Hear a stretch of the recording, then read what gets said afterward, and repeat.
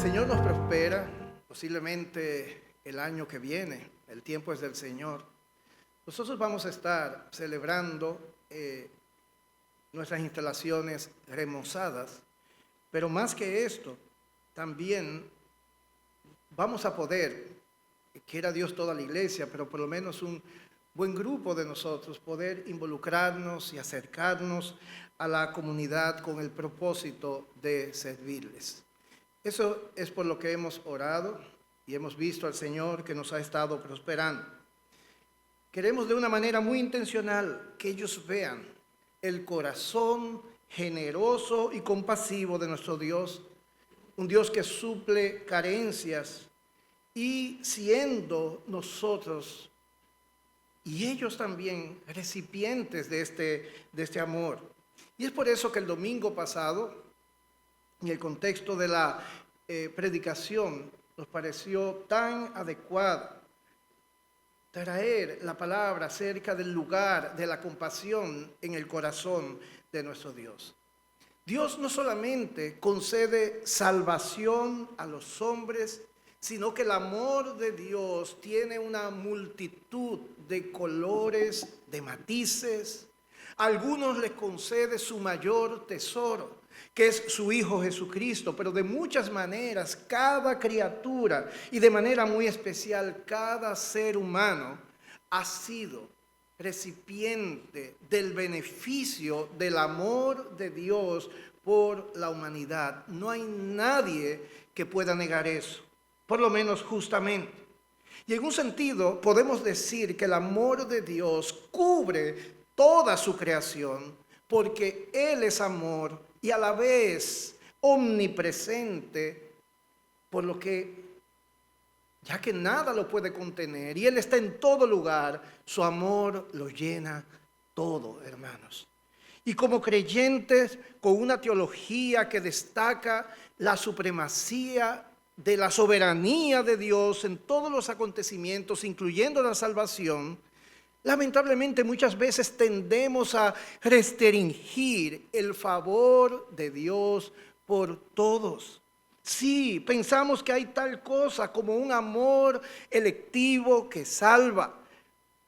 Amor que cuando somos recipientes de Él venimos a ser partes de la familia de Dios y de todos, poseedores de todos los privilegios que Él brinda a aquellos que están en Cristo Jesús. Sí, creemos eso. Pero el amor de Dios, de nuevo, en el sentido más amplio, impacta a todos. Dios nos manda amar a nuestros enemigos y Dios no te pide algo que Él no ha hecho ya. Sí, pastor, pero Él nos amó siendo sus enemigos y porque nos amó, nos salvó.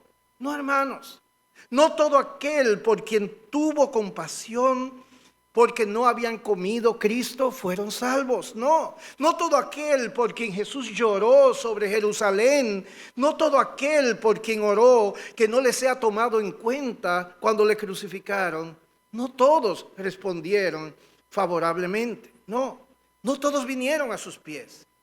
¿Y cómo son entonces de alguna manera recipientes de su amor y a la vez terminarán en el infierno? Hermanos, yo no comprendo prácticamente nada plenamente acerca de nuestro Dios.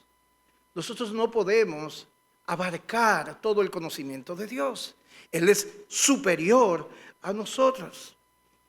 Sin embargo, algo sí podemos saber. Todo aquel que justamente esté siendo juzgado y posteriormente echado en el infierno, no podrá decir que Dios no fue bueno para con él. En aquel lugar lo va a reconocer, va a ver su bondad, va a ver todo lo que Dios hizo y que a pesar de sus privilegios, le dio las espaldas. Justamente ellos van a tener que vindicarlo y no solo su señorío, como dice Filipenses 2:11, parte de ese reconocimiento de toda criatura, aún condenada será el reconocimiento y vindicación de las bondades de Dios. Aquel hombre rico, ¿recuerdan la anécdota del rico y Lázaro, aún en el lugar de tormento, en esa conversación hipotética con Abraham, pidió que le haga bien a los suyos que estaban vivos. Aún en su condición de miseria y condenación eterna, abrigó la esperanza de que un Dios que le hace bien a los hombres advertiría a su familia y los libraría de males futuros. Porque Dios es bueno. Pero la parte oscura, hermanos, lamentablemente de todo esto es que aquellos quienes se nos ha encomendado representar el reino de Dios, las bondades de Dios, su corazón generoso y bueno, fallamos muy a menudo en hacerlo. No representamos dignamente a ese Dios que hace salir su sol sobre malos y buenos, justos y pecadores. Y les dije la semana pasada que a diferencia de lo que Dios espera y lo que Jesús nos modeló, tan a menudo, las iglesias sembramos tanto para nuestra propia visión del reino de los cielos, una visión local, pequeña, y no la gran visión de Dios, de hacer bien a todos. La visión del reino de Cristo. Dije también que muy a menudo, como parte de esa visión local, pequeña y limitada, las iglesias no invertimos los recursos que Dios ha puesto en nuestras manos como mayordomos en aquello que no nos representa un beneficio directo. Creemos en sembrar y recoger, no en esparcir, para que la gloria de Dios sea vista en toda la tierra y que otros sean simplemente beneficiados. Dijimos también que muy a menudo la iglesia representa a Cristo sin representar dignamente su corazón.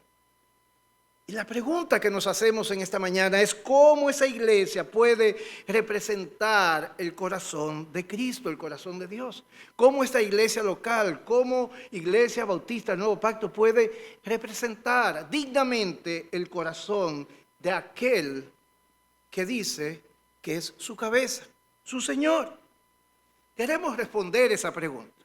Y creo que el texto que hemos escogido para esto nos dará luz al respecto.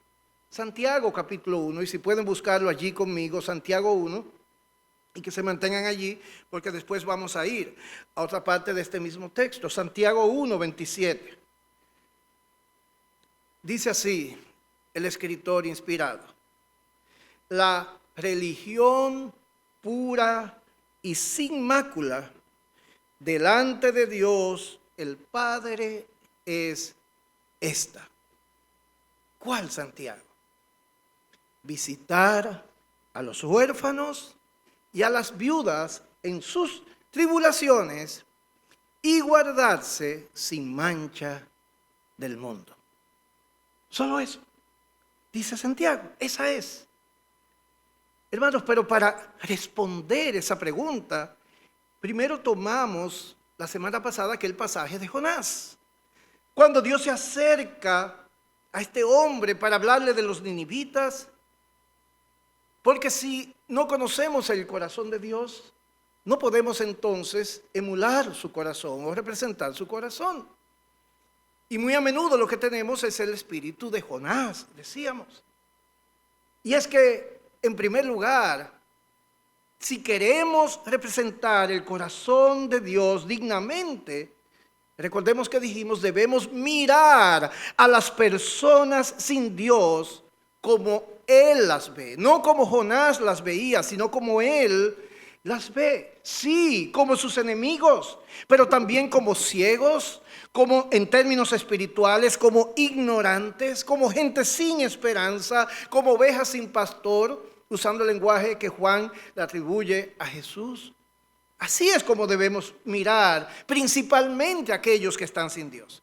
Pero en segundo lugar dijimos que si queremos representar el corazón de Dios dignamente, también debemos responder de una manera consistente a como Él lo haría.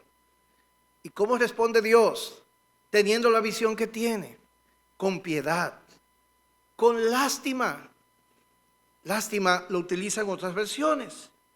¿Y por qué Jonás tenía una mala visión que lo llevaba a tener una mala respuesta ante los ninivitas? Dimos dos razones. En primer lugar, porque de alguna manera él llegó a pensar que él y los de su pueblo eran mejores que los ninivitas y que por lo tanto ellos no merecían el favor de Dios. Jonás pensó que ellos eran demasiado malos.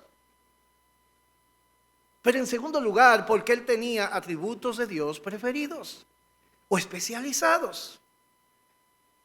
Ellos no te aman, lo que merecen es juicio, porque tú eres un Dios justo.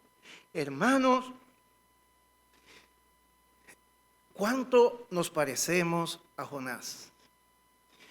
La semana pasada solamente leímos ese texto. Y no hicimos hincapié en la relevancia de estas palabras, sobre todo que como pueden ver en sus Biblias, así es que termina el libro de Jonás. Ese es el último versículo del libro de Jonás. No hay un punto y seguido, hay un punto final. Dios le hace una pregunta a este hombre que tiene una opinión diferente de los hombres que Dios, y su corazón responde de manera diferente. Y Dios le hace ver que está completamente equivocado, que en cambio su propia visión es la visión que deberían tener sus hijos acerca de los hombres que están sin él, y que la respuesta de sus corazones debería ser en consecuencia a esa visión. Yo quiero que miremos el versículo anterior para reforzar eso, el verso 10. Jonás capítulo 4, verso 10. Dijo Jehová, ¿tuviste tú? Hermanos, yo quiero que nos mantengamos mirando ese texto. ¿Tuviste tú lástima de la calabacera en la cual no trabajaste, ni tú la hiciste crecer, que en espacio de una noche nació y en espacio de otra noche pereció? ¿Y no tendré yo piedad de Nínive? Vamos a dejarlo ahí. ¿Alguna vez ustedes se han preguntado qué es lo que le está diciendo Dios a Jonás? ¿Por qué Dios le está diciendo que si él no tuvo que ver nada con la calabacera, porque se preocupa por ella?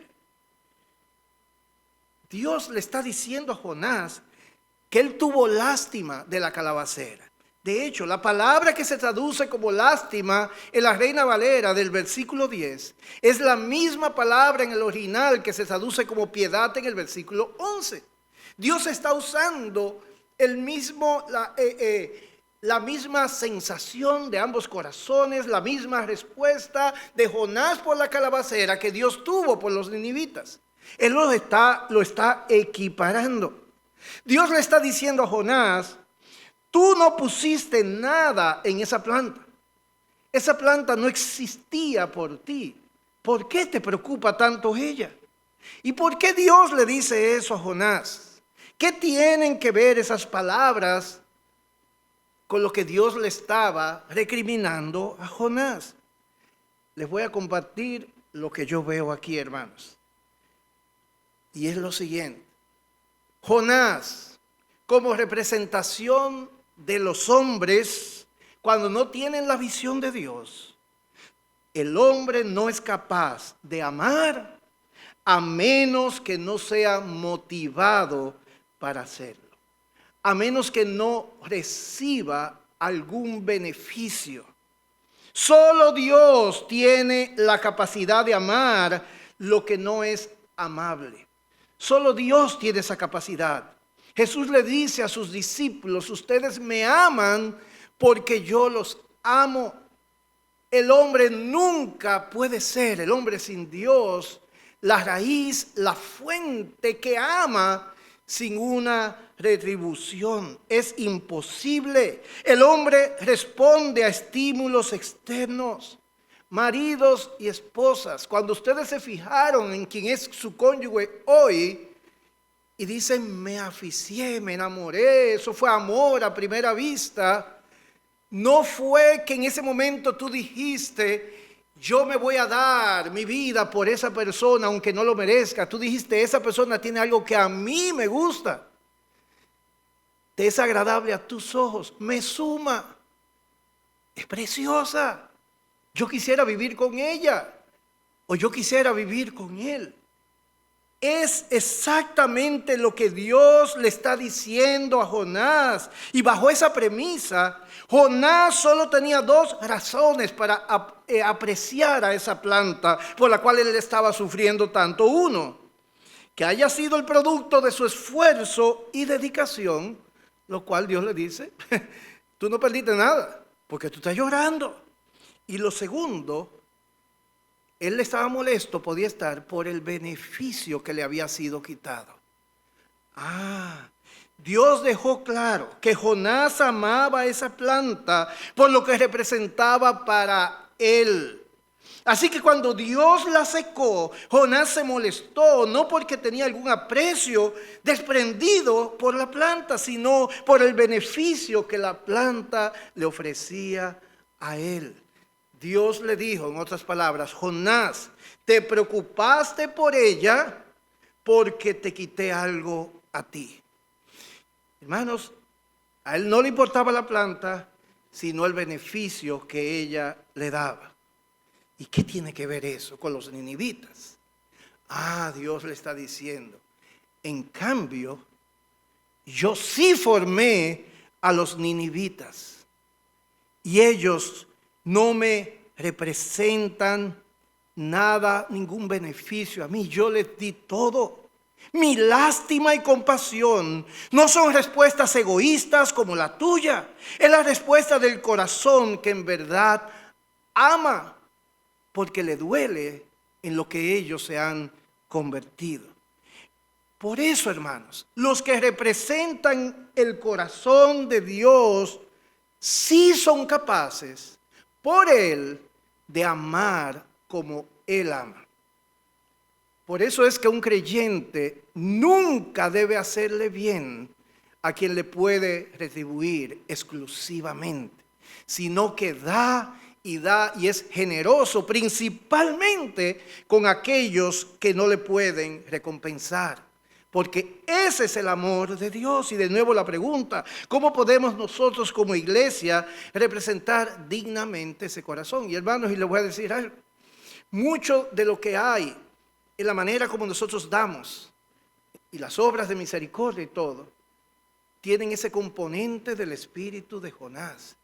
Le doy a aquellos que vienen y nos acompañan a la iglesia, o les doy aquellos que han respondido bien al ministerio, o les doy aquellos que yo creo que, hermanos, Dios no es así.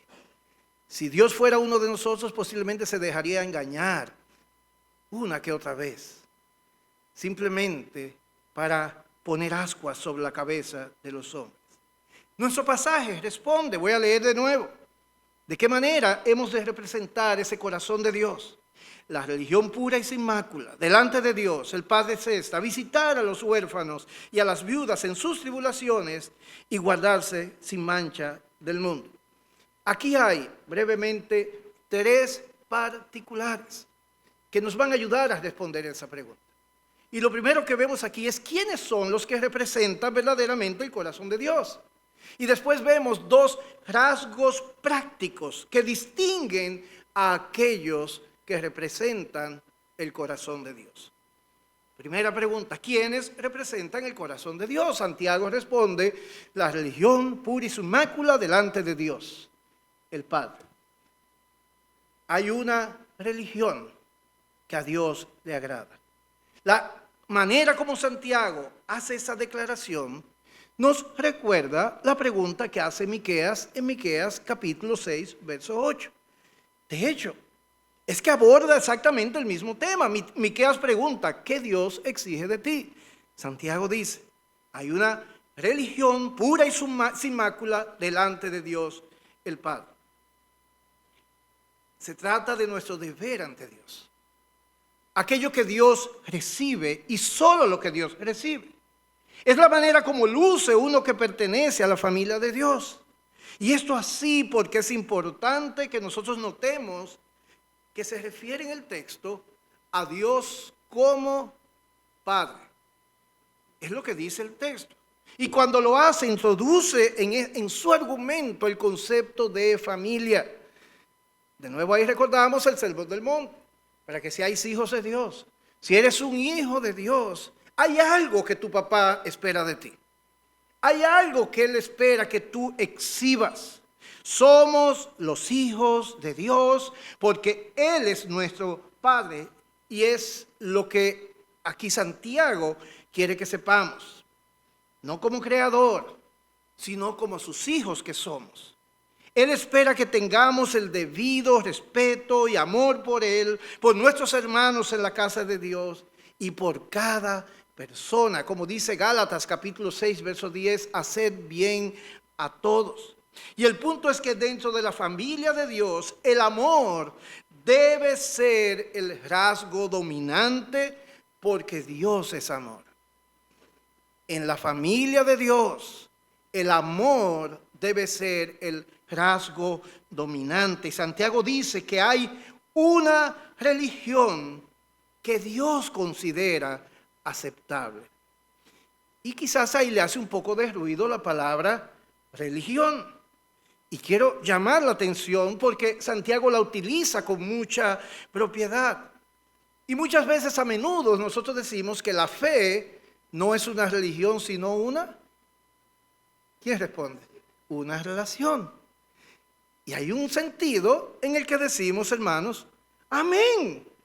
¿Por qué? Porque sabemos que lo que esa afirmación de que nuestra fe no es una religión, sino una relación, lo que quiere comunicar es lo que el mismo Dios le dice por labios de Isaías, que el Señor Jesucristo también replica en Mateo capítulo 15. Este pueblo de labios me honra, pero su corazón está lejos de mí. Es una religión externa, una religiosidad externa que no es consonante con corazones que tienen una relación conmigo. ¿Está bien? Pero el punto aquí de Santiago es otro. Y en ese sentido debemos insistir en que hay una religión que Dios aplaude y que Dios espera. Puede mirar allí el verso anterior. Hay una palabra que Dios traduce como religión que no es la que tenemos aquí. En Hechos 25, 19 se refiere allí a la religión de los hombres o superstición. La Reina Valera la traduce como religión también. Pero la palabra que se traduce como religión en nuestro pasaje tiene que ver con aquello que le ofrecemos a Dios como respuesta en adoración, pero desde un punto de algo que es visible, algo que es ritual, algo que es comprobable. Es más, la única vez que Pablo usa esa misma palabra lo hace en Colosenses capítulo 2, verso 18, y la Reina Valera del 60 lo traduce como culto, no como religión. Así que es algo que le ofrecemos nosotros a Dios, lo que está diciendo Santiago. Es más, esa palabra allí en Colosenses 2:18, si tienen la Biblia de las Américas, es traducida como adoración. Entonces Santiago se está diciendo la adoración, el culto, lo que tú le ofreces a Dios, puro y sin mácula, está compuesto por dos cosas. Y son las que vamos a ver ahora. Santiago dice la religión pura y sin mácula. Y se está refiriendo a justo lo que Dios espera de nosotros, que recibe como verdadera expresión de adoración personal y corporativa y que considera nuestra expresión más elevada en ese sentido. No necesita nada más. Es cristianismo práctico. Es consistencia con nuestra profesión, es representar dignamente al Señor, quien es la cabeza de la iglesia. Es importante entonces. Todo lo demás sobra. ¿Quieres agradar a Dios? cuando le ofreces todo tu ser, Santiago dice, mira, esto es. John MacArthur le llama cristianismo bíblico, el cual es un asunto de obediencia santa a la palabra de Dios, que se refleja, entre otras cosas, por nuestra sinceridad en cuanto a nosotros mismos, por nuestro desprendimiento en cuanto a las necesidades de los demás y por nuestra forma de permanecer sin hacer concesiones morales y espirituales en cuanto al mundo. Él está hablando de toda esta porción. Y es que no podemos ignorar el contexto de nuestro texto. Nuestro pasaje está en una porción sobre la cual algunas ediciones de la Biblia tienen un título. No sé si la que ustedes tienen allí lo tiene. Oidores y hacedores de la palabra. ¿Verdad? Toda esta porción está hablando acerca de este tema. Y hace una distinción entre aquellos que se creen cristianos solo porque se exponen a la palabra y los que realmente lo son. Lo que distingue a esos últimos es que ponen por obra la palabra. Es más, uno de esos aspectos, el primero que menciona Santiago, tiene que ver con el hablar antes de nuestro texto. La palabra de Dios, cuando habita en el corazón, produce aguas dulces. Recordemos las palabras del Señor. De la abundancia del corazón habla la boca. Así que, usando el lenguaje de Pablo, si la palabra de Dios mora en nosotros, cantaremos himnos, cánticos espirituales, salmos, y nos vamos a edificar los unos a los otros. Por eso Santiago, a su vez, ahora sí, y en el verso anterior nos dice, Santiago 1:26, si alguien se considera, ¿qué? Religioso. Estamos hablando no de una religión externa. Si alguien se cree que le rinde culto a Dios, si alguien se cree pío, si alguien se cree piadoso, si alguien se cree que su vida es una vida que glorifica a Dios, dice Santiago, y sin embargo no refrena su lengua, se engaña a sí mismo y su religión es vana. Oigan, se cree que honra a Dios, que le rinde devoción a Dios, pero está diciendo Santiago, se está engañando. Pero por otro lado, eso que llama piedad realmente es basura, no vale de nada. ¿Lo ven? Para Santiago la religión pura no solo es algo bueno, es evidencia de un corazón que es transformado por la palabra de Dios.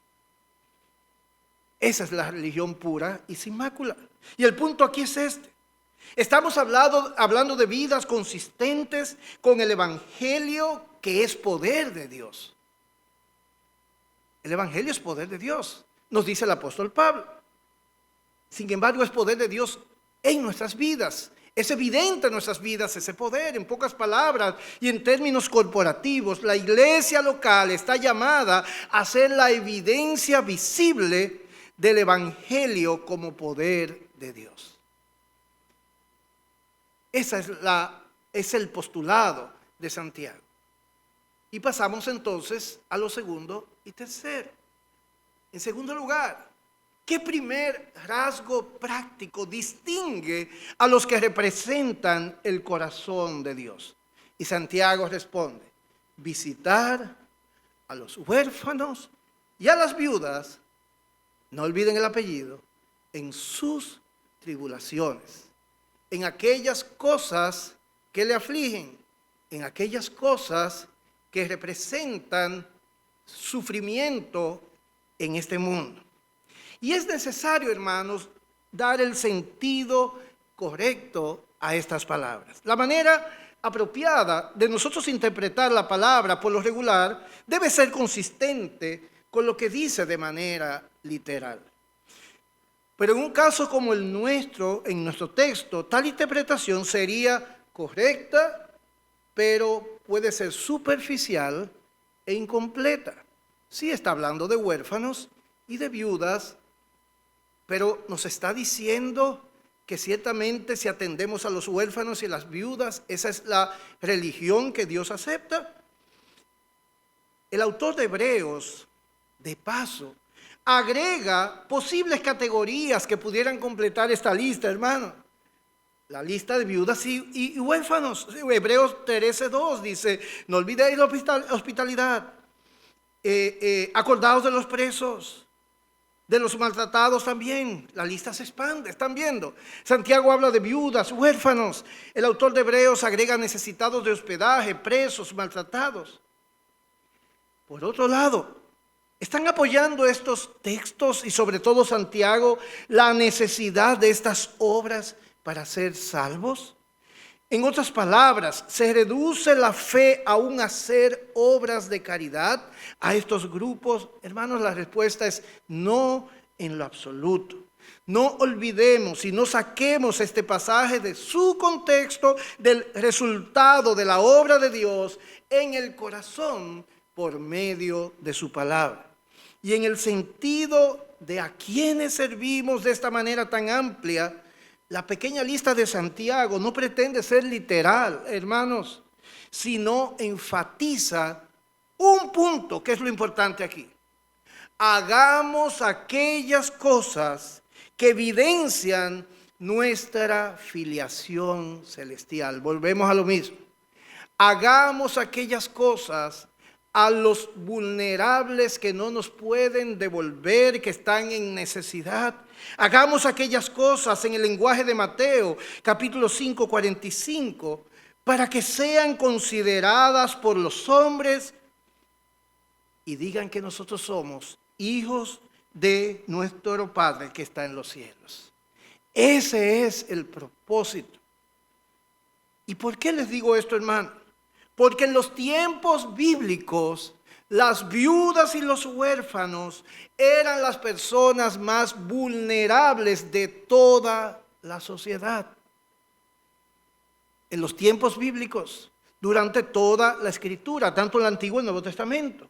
Si hurgamos en la historia, nos vamos a dar cuenta que posiblemente es en el siglo IV, por los romanos, bajo la influencia del cristianismo, que vamos a hallar alguna institucionalización de la asistencia a los ancianos y a los huérfanos. Antes no existía nada, hermanos. Estaban completamente desprotegidos. No había orfanatos. No había auspicios, no había asilos. De paso, es interesante que aún los escritores, investigadores no cristianos tienen que hurgar en las páginas de las Escrituras e ir tras las huellas de la historia y cultura judeo-cristiana para ver los inicios de esas instituciones, hermanos. Pero repito, nuestro texto es de una época en la que aún no existía nada de lo que hoy conocemos como asistencia social, sea pública o privada. Ese es el contexto. Y Dios le dice a la iglesia: ustedes son mis hijos, ustedes me quieren representar mi corazón, es ahí lo que ustedes deben hacer. ¿Por qué? Porque eso es Dios. Antes de existir alguna institución humana que albergara o ayudara a esas categorías, viudas desamparadas y huérfanos sin papá y sin mamá, Dios se constituyó como el protector de los más desvalidos. Salmo 68:5. Padre de huérfanos, defensor de viudas es Dios en su santa morada. Hoy esas palabras posiblemente no caen de la misma manera en los corazones que caían en aquel lugar cuando esas personas sabían que no tenían a nadie en este mundo. Salmo 146, verso 9, Jehová guarda a los extranjeros, al huérfano y a la viuda sostiene, y el camino de los impíos trastorna. Finalmente Deuteronomio 10:18. Dios es uno que hace justicia al huérfano y a la viuda, que ama también al extranjero. ¿De qué manera? Dándole pan y vestido. Eso es Dios. Dios salió al frente cuando los hombres no salieron al frente. Y si Dios entonces da ese ejemplo, es lógico que Él espere que sus hijos hagan lo que Él hace. Y si ellos siguen el ejemplo de Él, demuestran entonces una religión pura y sin mácula. Y como vimos la semana pasada, Dios no solamente dio a conocer su corazón a ese pueblo, como vemos en los textos que pusimos ahora, sino que los instruyó, aún con pequeños detalles, como dijimos, cuando ellos cosechaban, dejaban caer, para que el pobre siempre tuviera donde recoger. Pero es muchísimo más que eso, hermanos. Dios exhortaba a todo israelita y a ellos como nación que fuesen el protector y el proveedor del huérfano y de la viuda. Deuteronomio 14:29, un solo texto. Vendrá el levita que no tiene parte ni heredad contigo, el extranjero, el huérfano, la viuda, que hubiere en tus poblaciones, y comerán y serán saciados. Fíjense que dice que no tiene nada que ver contigo. No es los de la familia de la fe. No es a quien tú consideres que te suma. No es aquel por quien tú tienes aprecio. Es todo el que tenga hambre y que no tenga ningún tipo de sustento ni esperanza, puede venir a ti y va a hallar alimento, dice. Para que Jehová tu Dios te bendiga en toda obra que tus manos hicieren. Eso dice Dios. La persona que demuestra una religión verdadera visita los huérfanos y a las viudas en su tribulación. Va detrás de aquellos que son vulnerables y siempre tienen su corazón dispuestos a ayudar. Decide en su corazón, siendo un representante de Dios, ser guardián y proveedor. Alivia las necesidades de los más vulnerables y le demuestra el amor del Señor de palabra y de obra. Lo que nos lleva a lo tercero. ¿Qué segunda acción práctica distingue a los que representan el corazón de Dios? Y allí Santiago concluye diciendo: guardarse sin mancha del mundo. El primer rasgo práctico habla acerca de nuestra responsabilidad hacia el prójimo. Este segundo rasgo práctico habla acerca de nuestro deber respecto a nosotros mismos. El primer rasgo práctico habla acerca de nuestro servicio. Este segundo rasgo práctico habla acerca de nuestra devoción genuina a Dios. Cuando dice allí guardarse, de acuerdo a la palabra del original, indica una acción regular y continua. Eso es algo que hacemos, es algo en lo que insistimos. En otras palabras, guardarse sin mancha del mundo es una obligación constante de los creyentes, no dando lugar a excepciones. No bajamos la guardia. Los que pertenecemos a Cristo debemos caracterizarnos por un carácter probado, santidad, sin mancha, sin tacha. Pedro aconseja a los creyentes que se conduzcan en temor todo el tiempo de su peregrinación, dice. Ahora bien, hermanos, ni Santiago ni el apóstol Pedro se están refiriendo a perfección. No está hablando de que somos sin pecado. Esa condición solo la pudo exhibir en este mundo el Señor Jesucristo encarnado, lo sabemos. De hecho, el hombre sabio en Eclesiastés 7:20 dice: ciertamente no hay hombre justo en la tierra que haga el bien y nunca peque. Pero por otro lado, el apóstol Pablo en Hechos 23:1 dice: con toda buena conciencia he vivido delante de Dios hasta el día de hoy. Y ese es el mismo Pablo que expresa en Romanos 7:18 esa batalla y ese dilema de hacer lo que no quería hacer y saber que el mal estaba en él. Integridad, hermanos, en el contexto del mundo caído, es no esconder nuestras debilidades, ser diligentes en ir a Cristo con un corazón arrepentido, a la vez que luchamos día a día, consistentemente, a fin de ser cada vez más parecidos a Él, a Cristo. Eso es. Nadie va a llegar y va a decirnos algo que hemos escondido. Y si lo hemos hecho, lo vamos a confesar rápidamente y vamos a ir a la cruz de Cristo. Porque ni siquiera el creyente más fiel y amoroso muestra siempre tanta compasión, tanto amor a sus hermanos en la fe, a aquellos que no conocen, como Dios sí lo hace. Y como lo ha hecho, de hecho, con nosotros. Santiago está hablando más bien de esa orientación de nuestras vidas, ese compromiso, nuestra lealtad, una lealtad a Cristo y a su pueblo, que produce esos frutos que hablan del corazón de Dios. El creyente verdadero no se puede sentir feliz, hermanos, o contento cuando no muestra compasión por los demás. No es nuestra perfección lo que evidencia nuestra salvación, sino el aborrecer nuestras imperfecciones y el buscar con la ayuda y el poder de Dios, el poder entonces enmendar.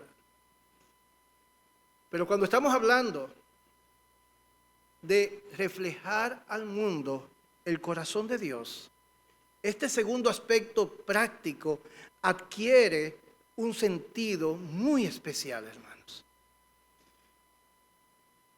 Podemos confundirnos entendiendo que debemos darle a la gente lo que Dios le daría sin tener la vida que Dios espera. Y eso es muy importante. Porque en definitiva no son nuestras obras separadas de nuestras vidas lo que muestra al mundo el poder del Evangelio. No. Y si eso ocurre, estamos llevando maldición en vez de bendición. Es nuestro carácter lo que nos hace extraños y a la vez atractivos. Cuando ese carácter transformado se coloca cual lámpara sobre la cima. La colina son las obras, pero la luz es el poder del Evangelio en nuestras vidas, hermanos. Las obras, lo que hacemos, es el escenario donde el poder de Dios se puede ver habiendo obrado en nuestras vidas. Solo cuando nos guardamos del mundo es que nuestras obras brillan y los hombres entonces ciertamente pueden glorificar a Dios. Guardarse del mundo es exactamente lo que nos dice Romanos 12, verso 2. No conformarnos a ese mundo. Pero guardarnos del mundo a la vez, positivamente hablando, incluye la verdad del verso anterior, del verso 1. Por las misericordias de Dios, presentáis vuestros cuerpos en sacrificio vivo. Es un acto de adoración a nuestro Dios. Implica que tanto el propósito de lo que hacemos como los métodos que usamos, la manera de hacerlo, serán conforme al propósito, a los énfasis y a la estrategia de Dios.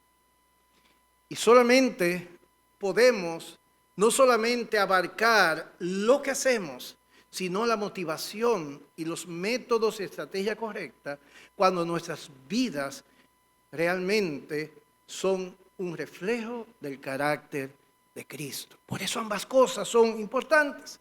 Por eso ninguna son excluyentes. No hay tal cosa como un carácter transformado que nos refleja el corazón de Dios.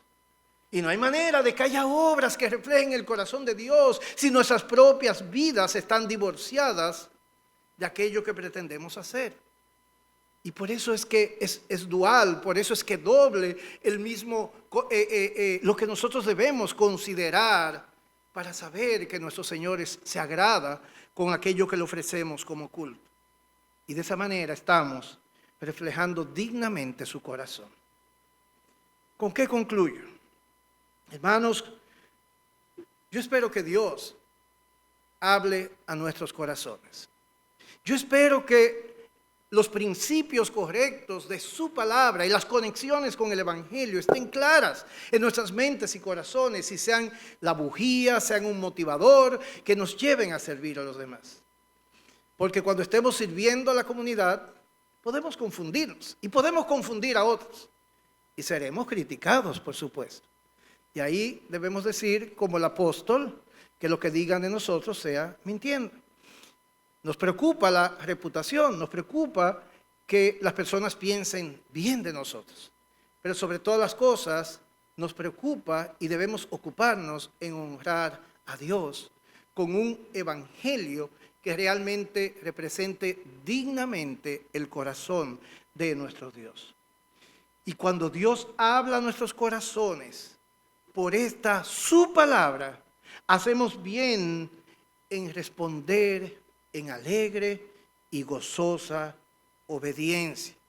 Espero, hermanos, que nuestra pregunta sea: Señor, ¿cómo puedo yo entonces representar tu corazón dignamente?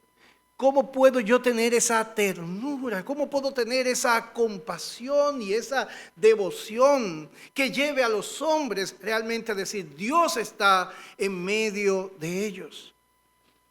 Dedícate, las mencioné la semana pasada, a 4 cosas. O ten 4 cosas en mente. Y lo que va a suceder realmente es lo que debe suceder. Y recuerda que hablamos en el contexto de representar el corazón de Dios personalmente, pero sobre todo como iglesia local. ¿Por qué? Porque tú tienes un lugar, sí, en el propósito y plan de Dios. Pero debes entender que en el propósito de Dios, su interés mayor es su pueblo. Tú eres parte de su pueblo. Si eres su hijo, Dios te ama a ti con amor eterno. Pero a ti, repito, como parte de su pueblo. Es la iglesia la que representa a Cristo. Es la iglesia el cuerpo de Cristo.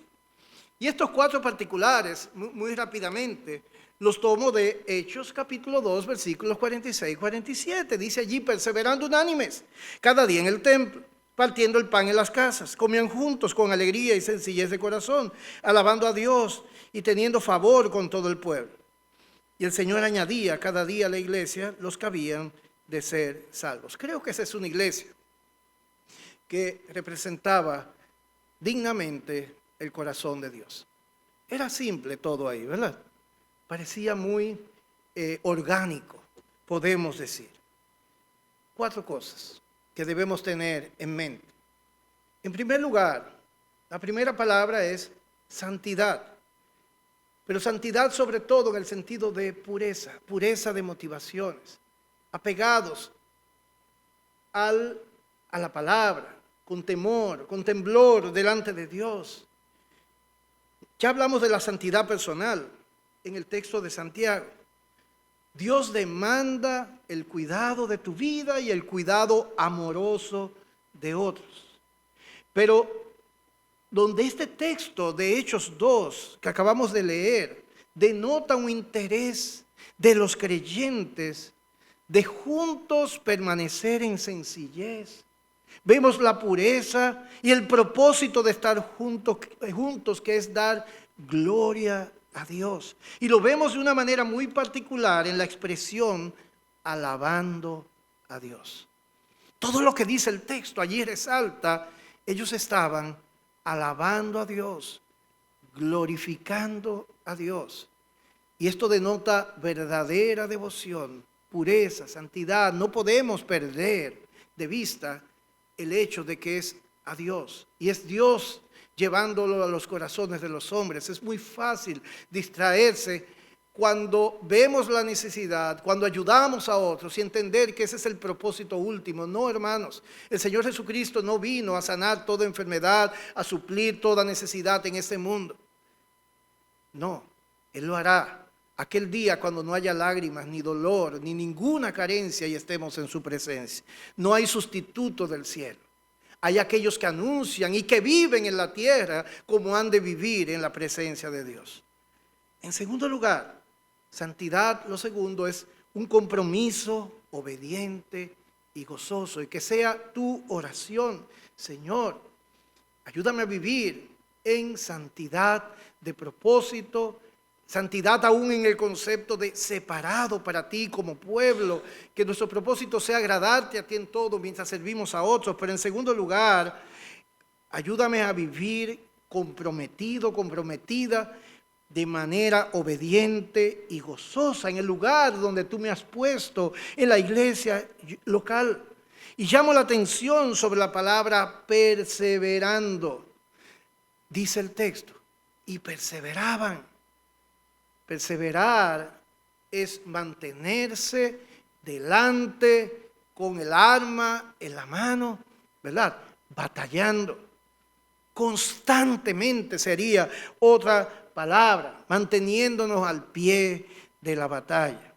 En tercer lugar, una tercera palabra es unidad. Esa fue la oración del Señor Jesucristo. Que sean uno, que reflejen al mundo esa unidad. El texto dice, perseverando unánimes cada día en el templo.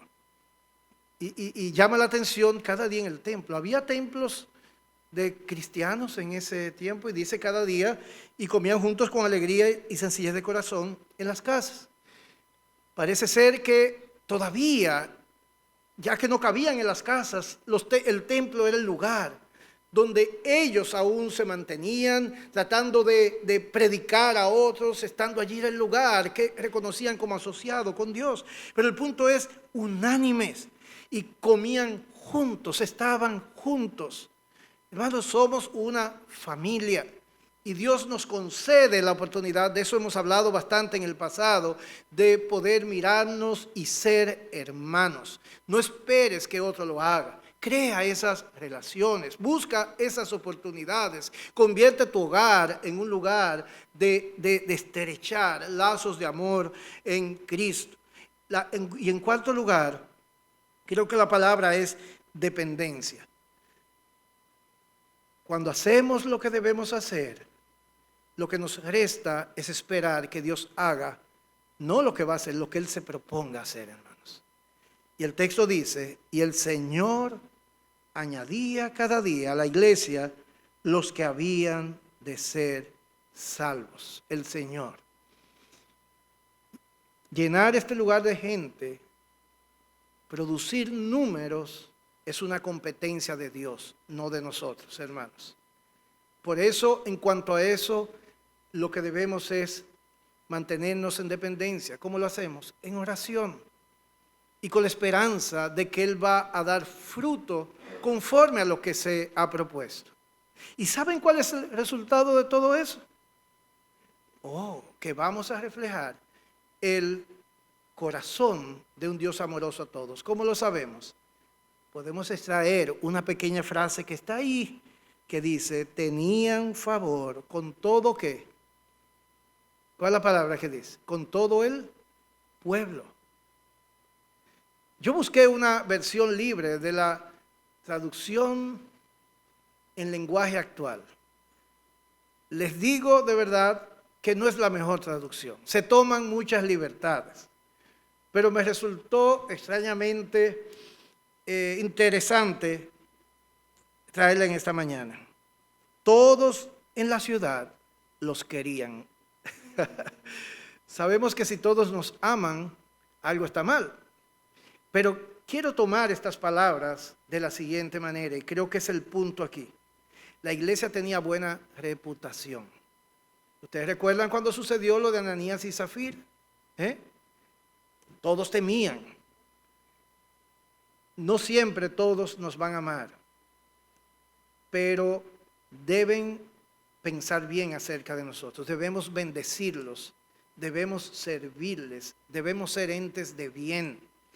Y aunque con sus labios pueden en ciertos momentos hablar mal de nosotros, en lo más profundo de sus conciencias y corazones sabrán que nosotros tenemos el amor de Dios. Eso es lo que significa que los hombres entren en este lugar y glorifiquen a Dios. Es que reconozcan que lo que está sucediendo allí es algo sobrenatural que solo puede ser explicado por el poder del Evangelio y el amor de Dios en esos corazones. Vamos a orar. Señor, gracias te damos en esta mañana. Queremos poner punto final a estos pensamientos, a lo que vemos en tu palabra. La iglesia no debe convertirse en un centro de beneficencia. La iglesia no es un lugar que está llamada a ocupar el lugar del gobierno, de otras instituciones. Pero es el lugar donde proclamamos tu palabra, una palabra completa, que está sustentada por vidas que han sido amadas y que son fuentes de bendición para muchos. Para muchos que los odian, para muchos que no entienden cómo alguien les hace bien cuando no han dado nada a cambio. Pero eso fue lo que aprendimos de tu Hijo Jesucristo. Y es eso lo que el mundo tiene que ver. Y su respuesta va a depender de tu gracia en sus corazones. Queremos, oh Dios, que nosotros seamos convertidos como iglesia local en un verdadero lugar de bendición para todos. Bendícenos, oh Dios. Líbranos de nuestros propios planes. Te pedimos que tú tomes el control como ciertamente lo haces siempre. Simplemente lo decimos con nuestros labios porque es nuestro deseo. Que la gloria sea tuya y no nuestra, Señor. Oramos en el nombre de Jesús. Amén.